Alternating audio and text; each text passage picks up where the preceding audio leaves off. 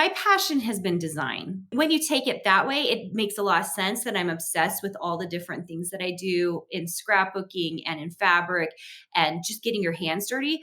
One of the things that I learned early as a designer, that execution was everything.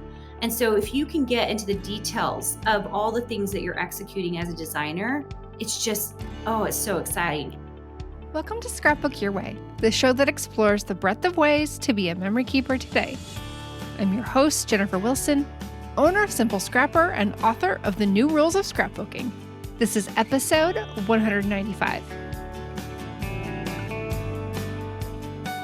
In this episode, I'm joined by Carina Gardner to explore life as a multi-passionate creative. As a veteran crafter, designer, and teacher, Carina brings her talent and enthusiasm to hobbyists and aspiring business owners. Before we jump into the episode, I wanted to share a participant's experience with the planning party. This comes from Melissa B. Before I started attending the Simple Scrapper planning parties, I left most of my next year's planning until the very end of the year. I love the invitation to focus on planning in early November before the holiday craziness sets in. Planning projects and classes I want to do in advance also helps me create a better wish list to share with my family.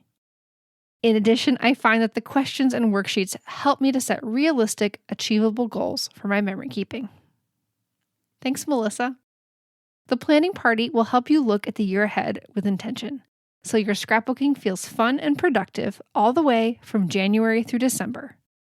Registration is open for the 2023 planning party, and I hope to see you there when we begin on November 13th. Visit simplescrapper.com/plan23 to sign up for free. And now, my conversation with Carina Gardner. Hey, Carina, welcome to Scrapbook Your Way. Thank you for having me, Jennifer. I'm so excited to be here. Yes, I am really looking forward to getting to know you better and peeking behind the scenes of your creative life. Can you share more about yourself? Sure. So for those of you who don't know me, my name is Carina Gardner. I live in Sandy, Utah, was Salt Lake, but during COVID, we moved to 20 minutes away to Sandy, Utah. I have 3 kids, 2 teenage daughters and a little boy, and my husband. And we've lived in Utah now for about 12 years. Before that, we were in Minnesota. That's where I did all my graduate work. So I went to the University of Minnesota for my master's and my PhD in design, had every intention of being a professor, did tons and tons of research on short-term memory and logo design and lots of incredibly boring stuff that nobody wants to hear about. That sounds interesting to me. With your science background, you probably would love my t-test. I just thought I would be teaching design, and it's been so fascinating, my journey, because I went from teaching at a university for 5 years, getting my PhD in design, to then spending the last 14 years in my own design business. So owning a creative business, building up a very interesting niche here in the craft industry. I've been both in scrapbooking and I have been in fabric, and I continue to be in those things, lots of digital and online. And a year and a half ago, we actually started a design program. If I wasn't going to go back and teach at university, I decided, you know what, I'm going to teach here in the crafting industry. Yeah, that's so exciting. It's so interesting that I think we both took these major pivots about the same time.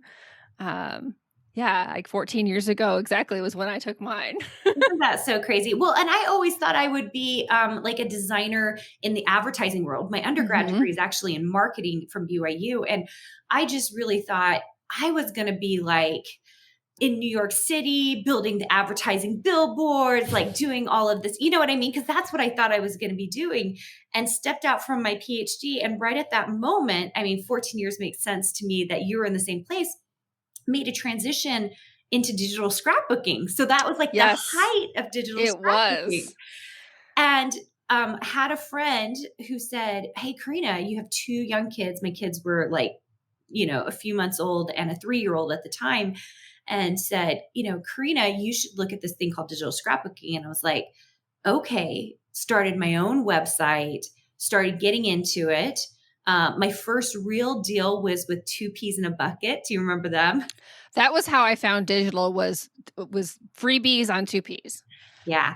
So that was my first like really big shop. And within a few months of being in Two Bees in a Bucket, I got my first scrapbooking deal. So I designed for my mind's eye at that time. Mm-hmm. 6 months later, I got a deal with Northcott designing fabric, and was doing digital and contract work as a designer. Never thought, I always thought I was going to be just a professor, I thought I was going to be a professor. And here I was with what people today would die to have, these contracts that were quite big. And just for the record, I am no longer with my mind's eye or with Northcott. I'm with Riley Blake, and I was with Carta Bella, but now I really focus online with Silhouette and a few other shops as well. But that's, over the course of 14 years, it's fascinating what companies you come into contact with and who you end up designing for. It's been a really just exciting and creative journey. I've been so, I don't know, impressed. And over the years, like, because if you think back to 14 years ago, digital designers maybe didn't get a lot of Kudos. accolades. And you've always kind of spanned both worlds, it sounds like. But I think now you see these big brands turning to people who've been longtime digital designers they realize, oh, they have some skills and they already know what the scrapbooking market wants. So let's go to them. Don't you think it's a little bit like all these big box office movie stars who would only do movies now doing TV shows or doing like Netflix? And I think it's because I do think the markets have changed quite a bit. Mm-hmm. At one point there were, I wouldn't design for a certain number of entities. Now I design for everyone. Like I'm willing to take on any kind of shop, anyone who seems interesting to me, someone who like maybe has something that I think would be helpful in my design world. I'm willing to kind of do something with. And I think it's because the market has changed. And that is like we deal and we look at people and brands more than we look at, like social casting systems, right? Like it feels more merged. Oh yeah, for sure. And I think I'm just as likely to go to Target as well as to Etsy to buy a Christmas present. Like it's, they're on the same playing field. Yeah. And I think that has everything to do with, at this point in time, for all of us, convenience. Right? Mm-hmm. We're going to do the thing that's the most convenient. If I don't have time to, and I'm a designer, so like I can personalize, and we're an affiliate for Heat Press Nation and Sawgrass. Like we have all the tools in my office to make the things. But if I don't have time to make something, I will go to Etsy and buy it personalized as well, right? Because it's about convenience, right? Oh, yes. 100%. So I do think at this day and age, and one of the things we teach in our design suite system that I really haven't seen before we started teaching it, because it was a method that I had used over the years, is that you have to be in all the different marketplaces to find all the right people. The Target person is different than the Walmart person. And so if you're not in all the different marketplaces, and granted, we say that you need to do it over a very long time span, because people hear me say that and they immediately are like, I'm going to join 5 online shops and try to get a contract. And I'm like, it doesn't really work that way. But over time, if you can be in multiple marketplaces, then people can find you and you build up your reputation and brand. Oh, yes. And I think it does take that patience though, as well. But knowing that you have a trajectory. Yeah, 100%. So I'm curious, like thinking about where you sit within a memory keeping space. Is there anything that's really exciting you right now that you're seeing or that you're personally using and loving? I'm kind of loving the hybrid things I'm seeing. Mm-hmm. So where people are taking a little bit of digital, like, so they'll like take maybe an SVG file or something, but then they're using the paper that they're buying in the scrapbooking store and like kind of mixing and matching. To me, if that is not the epitome of crafting at this point in time. Back when you and I started, digital scrapbooking was like, we all were on, well, I was in Photoshop, but most people were in Photoshop Elements. They were making their digital designs, and that was it, right? And then you printed it out and you're done. Now it's like this organic and I don't know what your members are doing, but I'm seeing, just because I'm so highly involved with Cricut Silhouette and Mm-hmm. sublimation, I'm seeing kind of people go, well, I need the physical products. Like I need the scrapbooking goods. But I'm mixing it with like how I want it to see it. I think it really lends itself to this even more creative experience. Oh, 100%. And I think the more we've gotten comfortable with using our computers for scrapbooking, because a decade ago more, it was like, okay, I'm going to type some journaling, period. And now tools like Canva and even Silhouette Studio, like everything's gotten so much easier to do the things that we want to do. And Well, I really love that. Well, and the customer has become more savvy, right? Hmm. Like anyone that's listening to this, have you not felt more savvy in the last like 10 years? 10 years ago, like all of us were like what? Like, I mean, I knew the software because I was a designer, but like then I didn't know how to translate that to the regular customer. Now there's like the Cricut Explore software, the Silhouette software, the Photoshop Elements is easy, or there's apps now where we can, Hmm. everything is so much easier. And once again, that goes back to that convenience factor. At the end of the day, all of us want it to be convenient. So if we can meet ourselves to that place where like we can just get that thing easy, I blame this a little bit on Amazon. If we can get the thing super easy, then it makes it more doable. I also think there was the pandemic played a role in accelerating Oh, things that yes. were already happening, more confidence in using Zoom and just more confidence in using the technology you already had around you because you were kind of stuck with it for a little while. So I think it just kind of made everything go a little bit faster. And now we're kind of on the other side of that with a lot more tech savvy people. Yeah. Grandmas and grandpas out there who are using Zoom and Photoshop and all And these things. TikTok, like that's the Yes. other funny thing, like just the social media aspect of it as well.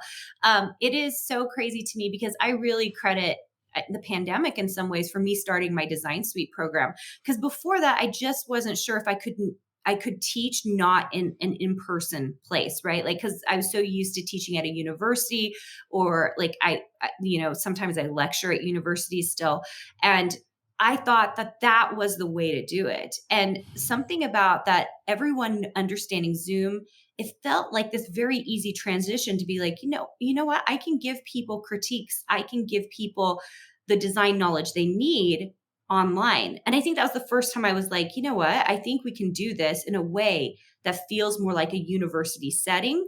Before this, I had taught 10 years ago, I taught like a digital online class. It Hmm. felt difficult. It because Yes. I made the class, but then there was no interaction and it was really difficult. And that's the one thing that sets our current program apart from what I did in the past. I would just teach a class and we call it good. What I do now is it's meetings, critiques, SEO, like all the aspects of the design business, because it's live. We Yes. have the coursework, but so much of it is live.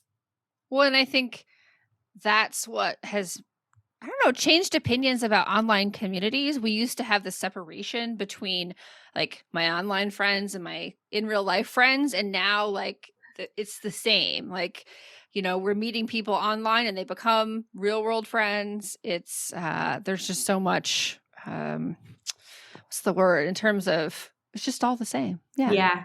There is a little bit of magic there that I really Hmm. appreciate, because it does feel like, in my program, I know every single member and I know what they're doing. And if we're having a rough time, we're trying to figure out ways to make money or whatever else. And I don't know that I could have said that 10 years ago in my digital coursework. Like I couldn't point out who was doing what or X, Y, and Mm. Z. And I think it took some things like the pandemic for us to recognize that we can understand and know and be friends with people on the internet in a way that's actually intimate, that's Yes. actually real. Yes, yes. And I think it's the seeing the faces, not just the typewritten comments and chats that really makes the difference too. A hundred And percent. same with our podcast, like having the audio connection with someone or even a video connection takes it to a new level of building that know, like, and trust factor. Yeah, agreed. So, kind of thinking about your role as a scrapbooker, I'm assuming you're still taking pictures of your kids and you have stories that you want to tell. So, we like to ask all of our guests, what is one story on your bucket list of something you haven't captured yet? Oh, well, we're just a few weeks into my oldest daughter going to college. Wow. And that has been quite the transition. Anyone who sent a kid off to college knows that it's a very emotional thing. Yes. Yeah. Yes. And I really felt like I got the sweeter end of the deal on this because she is actually staying at home. Those in my program or people who've heard me talk, she's actually autistic as well. And so it was just a very stressful situation, choosing a college, making sure she was being comfortable, making sure that transition was going to be great. And for just all the other mamas out there with kids with disabilities or kids who have these things going on that are very, very stressful, whenever you take a big leap of faith, I remember even elementary school to middle school and middle school to high school and now high school to college. I think that's something that I've got to figure out how to capture more of those transitions because they were really big and really amazing. Yes. And yeah, but there's so many different emotions we're going through right now. My daughter going from elementary to middle school, and it does feel big. And all of a sudden, all the decisions we're making are much more long term. Like, what's the trajectory we're going? And yeah, I think that's a really important story that we don't kind of talk a lot about. Is how do you capture that, particularly when the emotions can be complex. Yeah. And I'm a big proponent of journaling, especially if you're a scrapbooker. And because so much back in the day, I remember really was just the photo and that was it. We didn't do a ton of journaling. And at least when I was the creative director at Carta Bella, that was a lot of what we showed. Like it was the pictures and then, and not to say that's still not a wonderful piece of it, but I'm finding that I really enjoy the journaling piece of it just as much as the pictures so that we're capturing like the feelings and the emotions. Yes, 100%. Okay, so I'm going to take a tangent here because I have to know. So you were involved with Carta Bella from its inception, right? Yeah, they actually created that company around me, if I'm being Okay. totally honest. And so I want to talk about the texture of the paper because that's what, to me, that's what makes it so unique and so different and so lovely and enjoyable to work with. And so I'm curious kind of what informed that decision.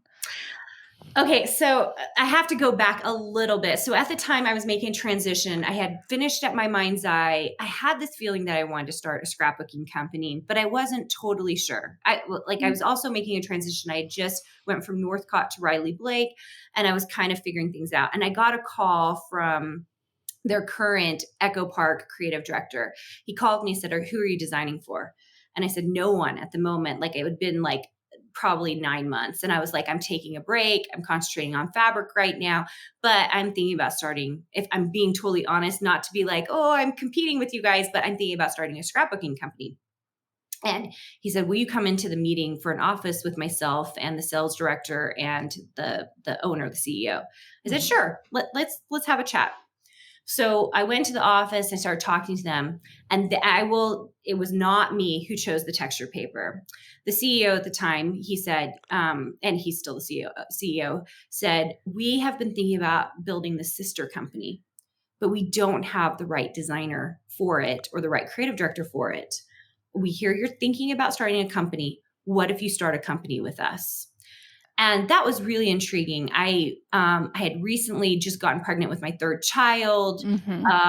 Things were crazy, and I saw their facilities. I knew what they were doing. Echo Park had already blown up. It was doing so well, and I just thought, this might be the way to do it because they gave me a portion of coming in of the company. They would hire me, my own sales director. I would be the creative director, and it would be my team of designers who worked for them. So it was like almost an agency setting where I came in, and it was the loveliest situation. I credit that entire team for letting me do that because I only came into the office once a week for meetings, and we did all the design work at home, and I had my entire team of designers, and it was fantastic. So he at the time said, we need a differentiator between Echo Park and Carta Bella. What is it going to be? And he was like, I have this idea that Carta Bella is like a more of a fine paper stationery Okay. line. And we started experimenting and looking at papers with different textures on them, and came to the conclusion that we really like that one particular paper that you guys know as Carta Bella paper at this point, with that texture. It was more expensive, but we had to sell the product at the same price as Echo Park. So it was like a little bit like, it was like tricky, the whole thing. But we just really felt like it differentiated the two brands, and it elevated Does, yes. Bella to its own brand. So that Yes. was that was the process of that. I don't know if I've told anyone that story before. So Oh, I love it. I've always been so curious because I've always, and I've mentioned this before, like I've learned scrapbooking backwards. So in doing the scrapbooking cards today, crop and create events, that was actually my first exposure to Carta Bella paper. This was like within the past couple years during the pandemic. And I'm like, oh my gosh, what have I been missing all these years? Because I'd worked with some Echo Park paper and I was like, it's fine. It's just like all the other paper. But then I got this and I'm like, I'm obsessed with it. So thank you yeah. so much for sharing that, behind the scenes story. So it was so incredibly fun. And I am no longer with Carter. I have a great relationship with them. I'm no longer with them because I had started a secondary company. We got into the toy business with Minnie Lou and coloring books and that kind of thing. And so I kind of made a departure there, but not before we had hired a few in-house designers in Carta Bella that are so good. I mean, so good. I was so excited to get them in the door for Carta Bella. And I still think they produce exceptional products. And I feel so grateful I got to be a part of that process. Yes, yes, lovely story. So we've definitely talked about here that you wear a lot of hats. You are designing for the paper industry, you're designing fabric, you're teaching business owners how to make stronger businesses or even start their businesses. I'm curious kind of which passion came first for you? Was it paper? Was it quilting and sewing? Is it always just been there? My passion has been design. So Okay. when you take it that way, it makes a lot of sense that I'm obsessed with all the different things that I do in scrapbooking and in fabric and just getting your hands dirty. One of the things that I learned early as a designer, that execution was everything. And so if you can get into the details of all the things that you're executing as a designer, it's just, oh, it's so exciting. And I think really the thing I'm addicted to is temporary satisfaction of a physical product. I really think that's what it really is, because I don't even care what it is. If I can feel the fabric, if I can feel the paper, if I can make the SVG and build the cool house, like everything about the crafting industry plays up to a designer's strengths. That's why I love being in this industry, because if you're in the advertising world and you're doing, digital design for websites, or if you're doing billboards or you're doing print, in a lot of ways, you get to see your design work and it is satisfying to some degree, but Totally. it's like crafting takes it to this whole nother level. I remember, so I did a huge brand deal for Deseret Book. They're a small set of like 30 independent stores, and I did a dishware line for them and a Christmas line for them, and we did jewelry for them. And every time those boxes showed up at my door, I was just giddy. I mean, it was like Christmas all the time, because it was like all my design work showing up at my door. Same deal with my new fabric line is Ciao Bella, and it comes out in November.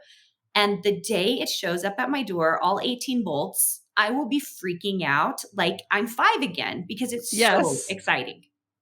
So I think I really love this point you made about execution, that it's not just about designing the pattern. It's the whole thing from start to finish, and making sure that the product that somebody's going to hold in their hand is exceptional.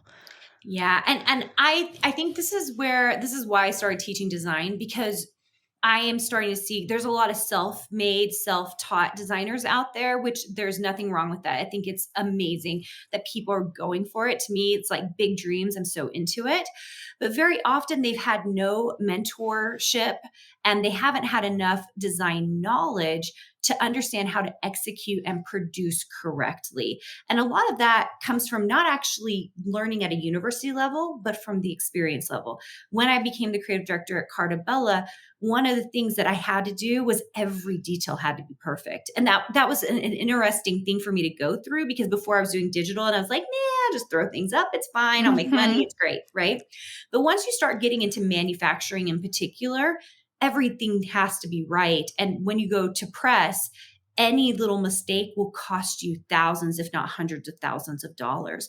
And so when I started taking that mentality, and still I'm a very much done is better than perfect kind of person. But like when I took some of that execution mentality into my digital stuff and was like, how do I make this so that there's not customer service issues? How do I make this product so that it's just nice and clean and easy to use, and like everyone likes it, right? Like it's just some of these things that we don't think about as designers. And because we haven't had the mentorship and we haven't had someone looking over our shoulder saying, hey, you need to produce that this way, or you need to zip it up this way, or it would be really helpful if you layered it this way, you just don't know or understand. And so I think execution is key. I think that goes to so many other aspects of business too, is just those details and the following through.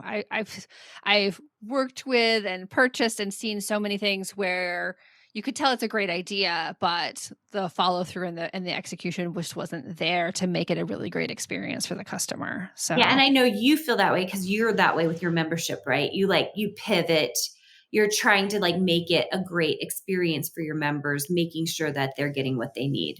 100%. Yeah, that's our biggest value, is kind of trust and reliability. Yeah.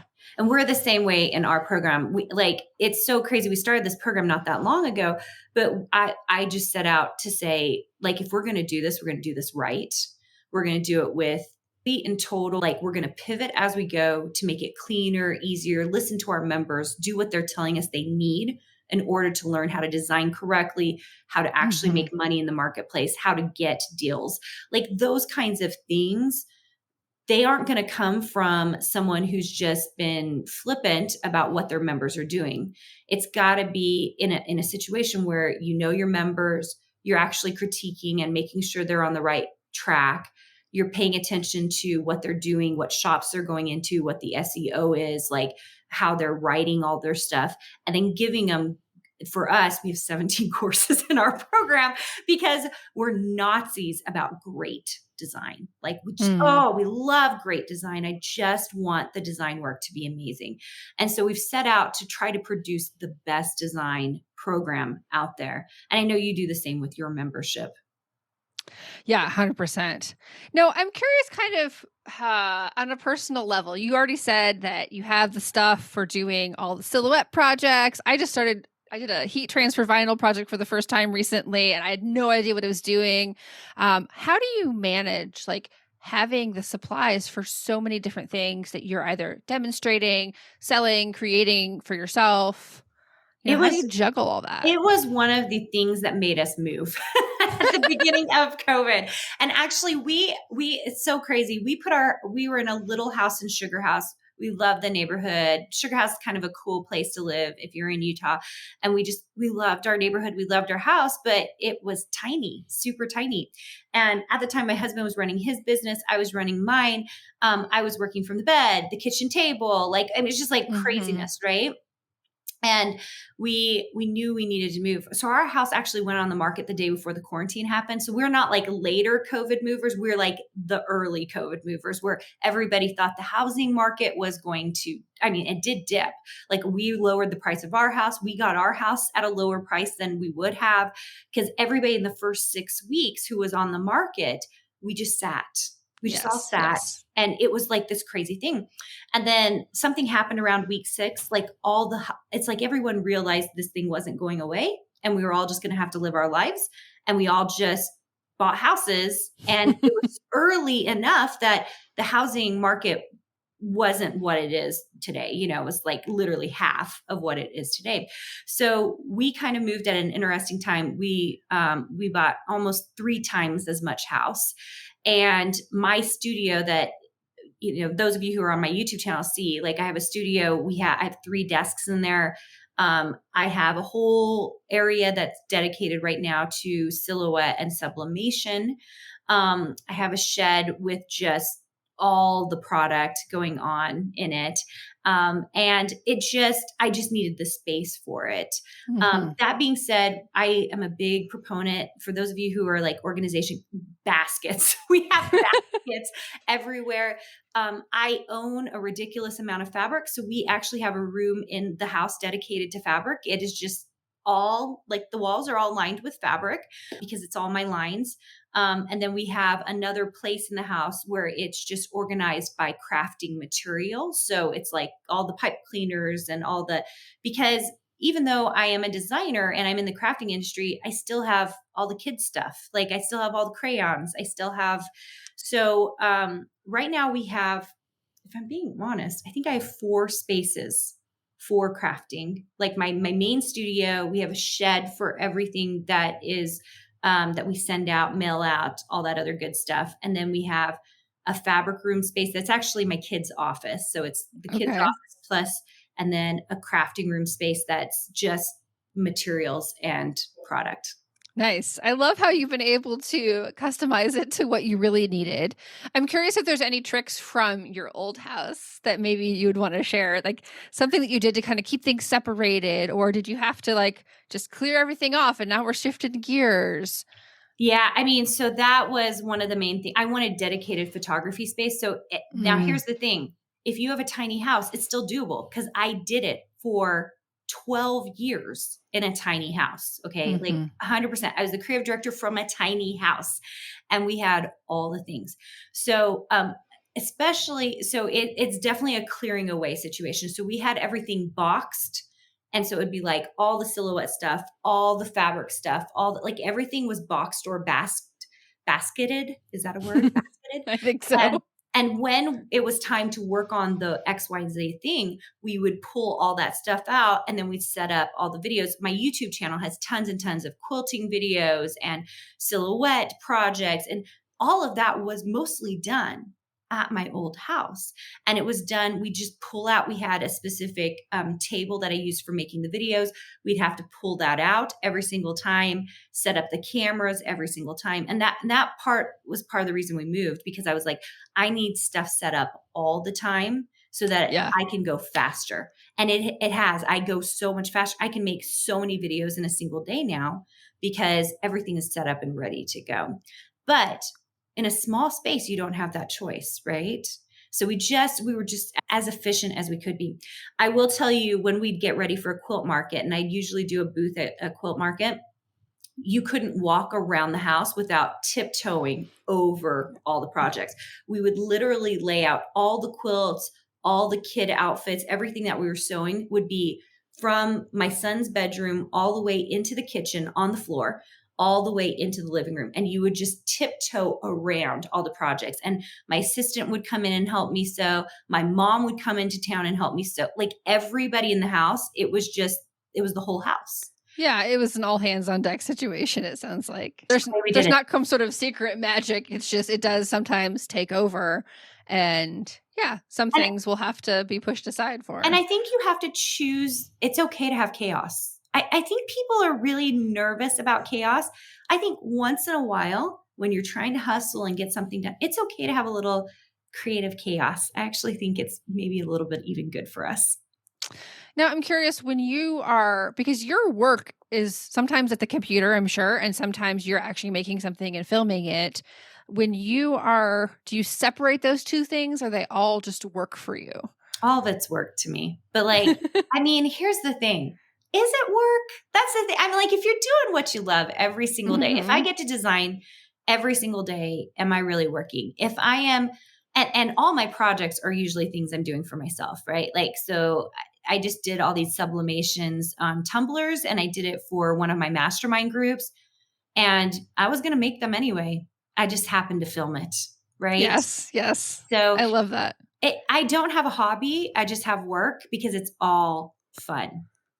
I think it's hard to explain that unless you really understand it yourself. It's hard for others to understand that you work so much because you enjoy it all, and it all kind of bleeds together.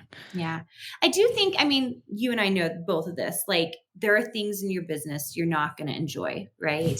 There are things that are difficult to do that you don't want to do. And this is actually one of the things we have to talk about in Design Suite is, designers like the design process. It's not as fun to sell the designs. And I'm like, we have to Mhm. get to the point where we're selling the designs, because that's how you make it a business. It's not a Yes. hobby. I mean, it's only a hobby if you're just doing the stuff, right? It's a business when we start making money doing it. And I think that's been a really hard and interesting transition, I think, for those of them that have been quilters and crafters and they become designers, because they just want to do the fun part of it. But to me, if you're not doing the selling part of it, which to me is fun, if you're not doing the selling part of it, we're not a business. Well, I think at that point you have to really understand yourself and know, do I want to have my own business, or do I want to go work for someone else's because that best suits my personality and how I Or want to keep it a operate? hobby, right? Yeah, Like, that too. I mean, that's your other option, is like, this can be a hobby. Like, you're just designing stuff for yourself, and that's okay too. You mean we don't have to monetize all of our passions?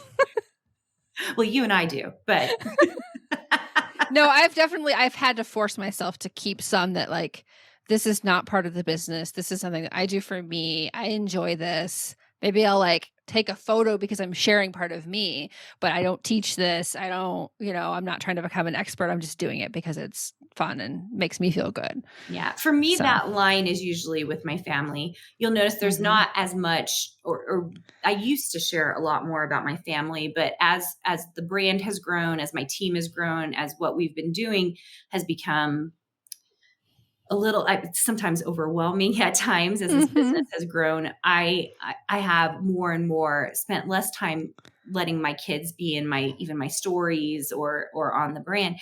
And it's not even because I don't want to share that. I like sharing that stuff, but I have to be really careful about, first of all, their privacy.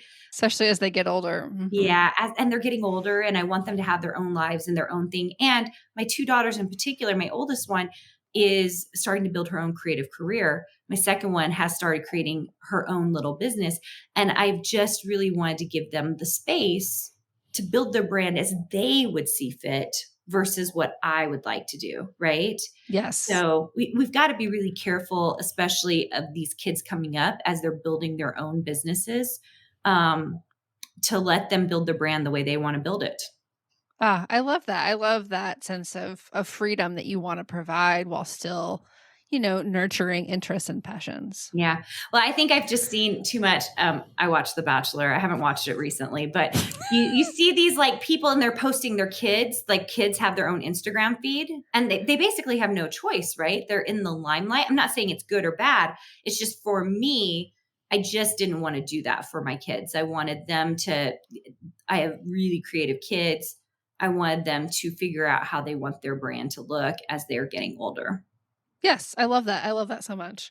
I want to talk, just as we wrap up here, a little bit about teaching, because you come from this academic background. It's very unique that you are in this profession with a PhD. How has your academic experience informed how you're teaching, particularly now with Design Suite? I think I am one of the few out there that's very, very real about timelines that it takes to become a designer. And that is really because I taught students in a 4-year program how to become a graphic designer, right? Hmm. So, like my particular program, I see all these programs that are like 8 weeks long, or you do it yourself, DIY, or whatever. And our program is a minimum of a year. Like, you can get most of what you need in a year. Most people who are heads of businesses the way I am, they think they're unwilling to commit to a year, or if they do, it's very interesting. I just haven't loved the way I've seen other programs get set up. But ours is a minimum of a year because I know it takes 4 years to get a great graphic design program. I know it takes 1 year to make you a decent designer and get your business off the ground. Hmm. We do have a program where like they go month to month, and we have our retention rates kind of unreal. I think it's 90 to 95% because That's everyone's awesome. sees, I know, what Yes. everyone sees. And my goal is not to keep them forever. My goal is to let them all fly. I want them to run off and fly. But it is so tough in the first 3 years of owning any kind of business, let alone a design business, to get off the ground. And really the only way to get to that 6 figures is to have that kind of mentorship experience and help moving yourself along to actually make it in this business. I'm someone who, like, if you come to one of my design boot camps, like, I would tell people, like, if you want to go back to college, I'm here for it. I will support you in that. If you didn't want to do design suite, I'd be like 100% go get a graphic design degree, because it takes 4 years and that's what it takes to produce great designs. The problem with the university system for me is that then you have to go out and figure out the experience part yourself. So we Correct. try to bundle that into a single year in the design suite program. And does a graphic design degree include the important business components of how do you set yourself up online these days and develop relationships with vendors and companies and all of that aspect? No, so they don't. So, and for good reason, right? Because, like, they're young, they're 18 to 24. We're trying to spend all of our time teaching them how to be great designers, because if we can get that foundation in, then they'll go out and get the experience. But what we don't tell them is, if you want to own your own design business, you probably need an MBA on top of that Yeah. to get what you need from it. So we try to package that all up into a single program. And a year really is too short, even in my opinion. Like, I think it's a solid 3 years before you can just like release along the world. So I haven't loved out there. I see lots of little design, DIY, and it just, I think it's really tough, because can you make $100,000 a year going to an 8-week program? I mean, it's not reasonable. It makes no sense to me. People Yeah. are spending $40,000 and $60,000 to go to 4 years of college and coming out to make $50,000 a year as a graphic designer. And so I feel like I really want to be very real with people about what it takes, what the business aspect looks like, how realistic you are in making money. Because I think there's a lot out there peddling like it, you can just make it, just be artistic and you'll be good. Yeah, I think the quick fixes and clickbait and all the things that try to grab us in for that quick fix that we want, because we want the convenience. But I really respect the openness that you share and your willingness to kind of invest in your students and be upfront with them about what it really takes. I just think that's the way we've got to be as human beings. Like, if these people become, and they all, almost all become my friends, right? And Mhm. I'm telling them what they need to do. What would I tell? My little sister is our Etsy coach within the program. And it's so amazing, because she has made so much money and she continues to make. I had to convince her to come on as a coach. She was like, I don't have time for this, Karina. I'm like running my own Yeah. business. But, like, what would I tell my own sister or my own family member to do in business? That's the way I treat my design suite members. What would I tell my own, like, someone I love dearly and they needed to make money now, or they wanted desperately to have a design career? What would I tell them versus what would someone tell you if they're just like, this acquaintance and, trying to make money? Because Yes. that's the thing. I'm not interested in that. I'm interested in making phenomenal designers, because I'm kind of crazy about that. Oh, I love it. So what kind of extending that, what advice would you give for someone who feels pulled by having all these different interests though? Maybe they've been a hobby crafter and they're wanna going to the next level, but they can't decide which path to go down. Choose one. Everyone sees that I do a gazillion things and they think, oh, that must be the way to do it. But at the end of the day, it's always one thing. I'm only concentrating on one thing at a time. Just like you're always concentrating on your membership. Right now in this season of life, we are only concentrating on Design Suite and our designers. There was a time where the only thing I concentrated on was being a creative director, right? There was Mhm. like a 4-year span there where all I did was I was the creative director. And I built a huge team to help me design for Carta Bella. There was a time where all of my time was spent in 2 peas in a bucket, right? Yep. And Yep. all of the money coming from my business was really coming from digital scrapbooking. So very often people see all the things and they think, I've got to be a fabric designer right now, and I have to do quilt tutorials, and I have to be a sublimation designer, and I have to, and that's just not the way it actually works. And we try to really teach this. We teach it in our Profitable Designer workshop, but we teach it also to our Design Suite members that if you can go all in on one for an extended period of time, that you can very much win. Oh, I love it. This has been so interesting and so fascinating to learn more about you, to learn more about your process. Can you share where our audience can find you online? Anything you might have newer coming up towards the end of this year? Yeah. So in terms of product, I know this is a scrapbooking audience. Those of you scrapbookings, that people who transfer over into the quilting market, my new line, Carta Bella, comes out November 1st. That will be in fabric stores everywhere. I haven't seen the numbers for it, but the line usually ends up in most of the big stores at this point. Awesome. For Riley Blake. So that's if you want fabric, I'm really excited about this line. It's, I think it's the best line I've ever done, but every line I think is the best line I've ever done. Are there any sneak peeks of that anywhere, like on your Instagram? Yeah, if you go to Instagram, you can go see some sneak peeks of the line, but okay. It's super fun. If you're interested in design, I recommend going to carinagardnercourses.com and seeing what I'm offering there. We generally do these little inexpensive boot camps once in a while. And that's when we usually open up a design suite. We also do have a series coming up where we're training people and talking about design suites. So that's another way you might be able to get in. We do close it down sometimes because of the size of the program. So because if you come into my program, I want to make sure that I know you. We have waitlisted certain aspects. We have tiers of the program. We've waitlisted tiers of the program before. So, but we're rolling. So it means we do open up at certain times. And so you could come in October and start your program. You could come in November and start your program. So, because we're very rolling in that way. And for us, we're just always looking for just the right fit, usually. Someone who's excited, who wants to learn. You don't have to know how to design yet. You just have to be really, we have a very kind community, a very not competitive community. It is total and complete collaboration versus competition.